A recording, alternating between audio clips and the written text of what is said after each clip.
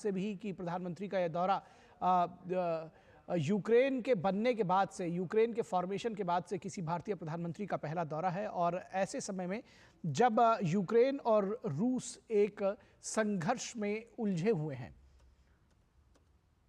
ये प्रतिनिधिमंडल स्तर की जो वार्ता है ये बेहद महत्वपूर्ण है।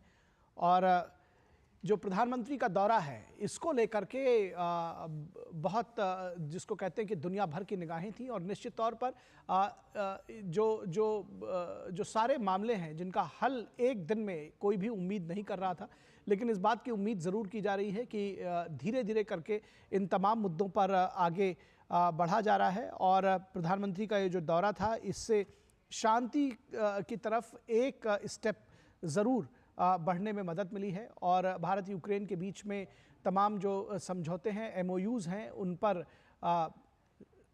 दस्तखत हुए हैं। मानवीय मदद, एग्रीकल्चर, फूड और कल्चरल टाइज़ को लेकर के ये जो एमओयूज़ हैं वो साइन हुए हैं। मेडिसिन और ड्रग के लिए भी एमओयू साइन हुआ है।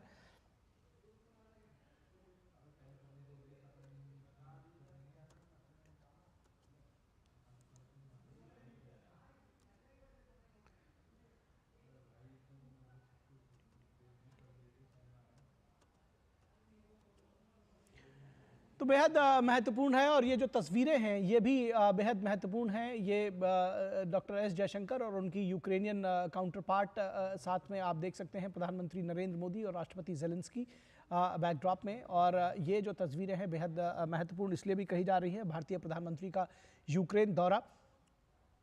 और ये इस बात को साफ तौर पर समझा जा सकता है कि किस तरह से पूरी दुनिया, क्योंकि अब जिस तरह का ग्लोबल वर्ल्ड है उसमें जब कहा जाता है तो पूरी दुनिया किसी भी युद्ध से सीधे तौर पर परोक्ष या अपरोक्ष रूप से जुड़ी होती है। और जब हम कहते हैं कि भारत ग्लोबल साउथ की आवाज़ बनकर उभरा है, तो तमाम वो छोटे मुल्क, तमाम वो गरीब मुल्क जो अपनी आवाज़ यहाँ किसी एक बड़े फोरम पर नहीं रख सकते, भारत उनकी आवाज़ बनकर उभरा है। और तमाम वो सारे मुल्क, पूरी दुनिया इस युद्ध से प्रभावित हुई है।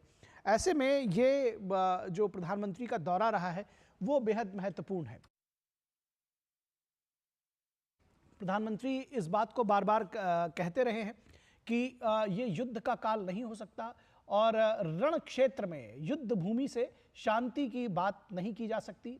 और बार बार इस बात को उन्होंने रेखांकित किया है तमाम मुद्दों पर। और ये भी कहा है कि जो ये पूरा जो संघर्ष है इसको समाप्त करने के लिए, शांति की दिशा में आगे बढ़ने के लिए भारत अपनी भूमिका निभाने के लिए तैयार है।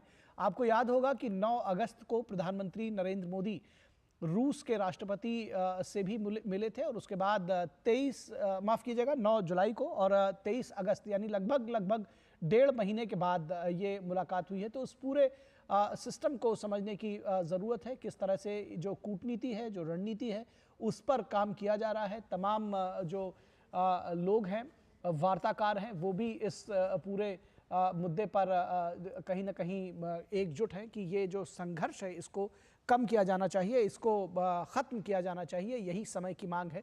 और इस बात को भी समझने की ज़रूरत है कि एक दिन में ही इस तरह के जो समझौते हैं, जो इस तरह की बातें हैं, वो मूर्त रूप नहीं लेती।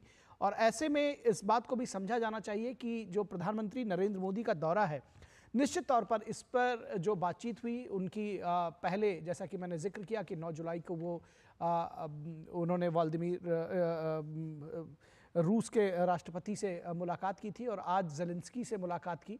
तो ये जो दौरा है इन दोनों के तनाव को किसी तरह से डिसेमिनेट करने के लिए, उसको कम करने के लिए, शांति की तरफ आगे बढ़ने के लिए एक काम करेगा। और यूक्रेन से हमारे साथ अरुण शर्मा और ज़्यादा बातचीत के लिए हमारे साथ बने हुए हैं। अरुण, क्या जानकारी देंगे दोनों देशों के प्रधानमंत्रियों के बीच में जो अभी डॉक्टर एस जयशंकर ने भी जानकारी दी, क्या जानकारी आप देंगे हमें? देखिए, बहुत ही आप कह सकते हैं सिग्निफिकेंट विजिट है। दुनिया भर की निगाहें इस विजिट के ऊपर है। जहाँ तक प्राइम मिनिस्टर नरेंद्र मोदी की विजिट जो यूक्रेन का दौरा है वहाँ की अगर बात की जाए तो देखिए मैसेज बहुत ही लाउड एंड क्लियर है।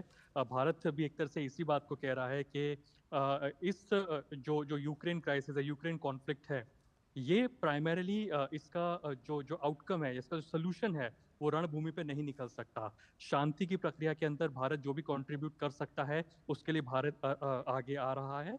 एंड इसमें सबसे इम्पोर्टेंट बात यह है कि भारत एक ऐसा देश है, प्राइमरीली वो क्लियरली इस बात को कह रहा है कि this is no time for war, और एक तरह से शांति से समझौते को करना चाहिए और शांति के माध्यम से इस बात पर फोकस करना चाहिए कि कैसे इस जो यूक्रेन जो क्राइसिस जो कॉन्फ्लिक्ट है, इसको कहीं ना कहीं पीसफुल अंजाम तक पहुंचाया जा सके। तो जाहिर सी बात है, कई सारे टेकअवेज है भारत और यूक्रेन की। जहाँ तक बात की जाए तो यहाँ पर एक तरह से 4 अग्रीमेंट साइन हुए हैं भारत और यूक्रेन के बीच में। फोकस एक तरह से इस बात के ऊपर है कि कैसे एग्रीकल्चर जैसे क्षेत्र के अंदर, टेलीमेडिसिन के क्षेत्रों के अंदर एक तरह से जो कोऑपरेशन को बढ़ावा दिया जा सके इस क्षेत्र के अंदर। और इंटरेस्टिंगली हम इस बात को जानते हैं कि भारत हमेशा एक तरह से इस बात की भी वकालत करता रहा है कि कैसे जल्द से जल्द इस यूक्रेन कॉन्फ्लिक्ट का एक तरह से अंत हो, और शांति के माध्यम से कैसे एक तरह से जो ये कॉन्फ्लिक्ट चल रहा है वो खत्म हो सके। और भारत जो भी कुछ कोऑपरेट कर सकता है तमाम स्टेक होल्डर्स के साथ में शांति की जो प्रक्रिया है उसको बढ़ावा देने के लिए, तो उस पर भारत योगदान के लिए तैयार है। तो जाहिर सी बात है, काफी इंपॉर्टेंट विजिट कही जाएगी प्राइम मिनिस्टर नरेंद्र मोदी की, जो यूक्रेन को लेकर के यहाँ पर अभी हो रही है। निश्चित तौर पर जब इस तरह की वार्ताएं होती हैं अरुण, तो निश्चित तौर पर एक दिन में कुछ भी हासिल नहीं होता। जो संघर्ष में जो संघर्षरत दोनों पक्ष हैं, निश्चित तौर पर जो एक तनाव का जो बर्फ है उसको पिघलाने में टाइम लगता है। और अगर इसको ऐसे समझा जाए कि एक एक स्टेप फॉरवर्ड बढ़ते हैं ऐसे तमाम मुद्दों पर, उस लिहाज से प्रधानमंत्री की ये यात्रा सकारात्मक और इसको महत्वपूर्ण मानेंगे आप? कैसे कहें, देखेंगे इसको?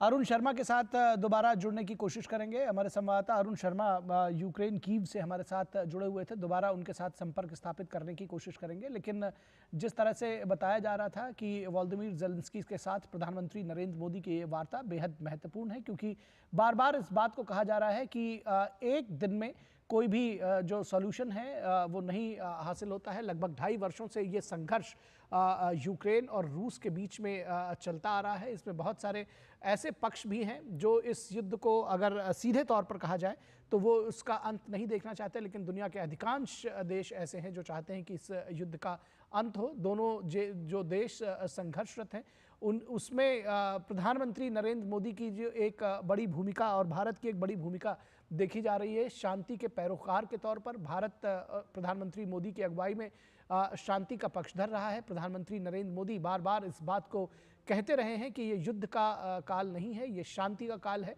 और अभी कल उन्होंने पोलैंड में एक बार फिर इस बात को दोहराया है कि युद्ध क्षेत्र से शांति की बात नहीं की जा सकती। डायलॉग एंड डिप्लोमेसी वो बेहद ज़रूरी है। संवाद और कूटनीति से ही कोई भी हल निकाला जा सकता है। प्रधानमंत्री ने आज एक बार फिर इस बात को कीव में भी रीटरेट किया है। और इस बात को ऐसे भी समझने की ज़रूरत है कि जो एक तरह से तनाव की जो बर्फ़ है वो एक दिन में नहीं पिघलती, और ऐसे में बार बार इसके लिए जो प्रयास हैं वो जारी रखे जाएंगे।